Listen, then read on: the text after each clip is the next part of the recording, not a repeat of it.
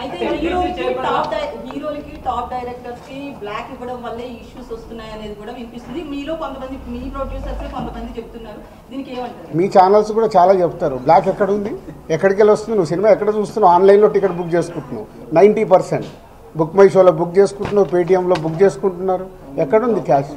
90% అకౌంట్లోనే కదా అందరు మీరు బుక్ చేసుకుంటున్నారు, సినిమాలు చూస్తున్నారు. అది మళ్ళీ మీ ఊహ. ఎవరికి రావాల్సిన స్టోరీలు ఎప్పుడు రాసుకుంటూనే ఉంటారు, ఎందుకంటే మీకు కూడా హైలైట్స్ కావాలి కదా, లేకుంటే కష్టంగా.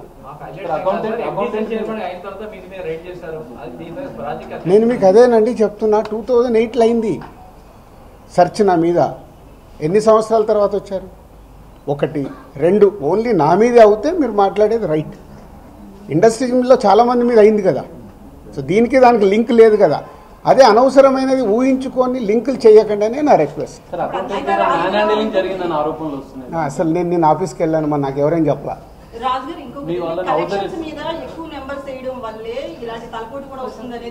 అది మొత్తం ఇండస్ట్రీ అంతా కలిపి మాట్లాడతాం, అది నేను ఇండివిజువల్గా మాట్లాడకూడదు. అలాంటి ఏదైనా ఉంటే కరెక్ట్ చేయాల్సిందే, ఇండస్ట్రీ తరఫున కరెక్ట్ చేయాలి. 22 నుంచి మీరు ఐటీ ఫైల్స్ చేశారా సార్?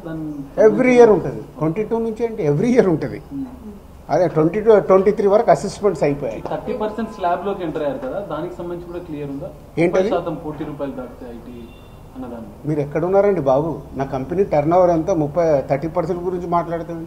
హైలైట్ టర్న్ ఓవర్ నా కంపెనీది. ఎప్పుడో 2008లోనే నా సర్వే అయిందంటే అప్పుడే ఎంటర్ అవుతుంది కదా అవుద్ది.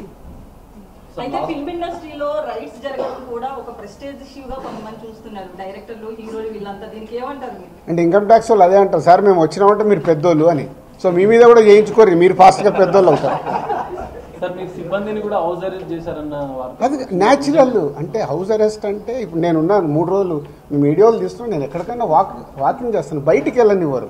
కమ్యూనికేషన్ కాకుండా వాళ్ళకి కావాల్సిన ఇన్ఫర్మేషన్ తీసుకోవడానికి అందరినీ డిఫరెంట్ ప్లేస్లో పెట్టి ఫైనల్గా కన్క్లూడ్ చేస్తారు.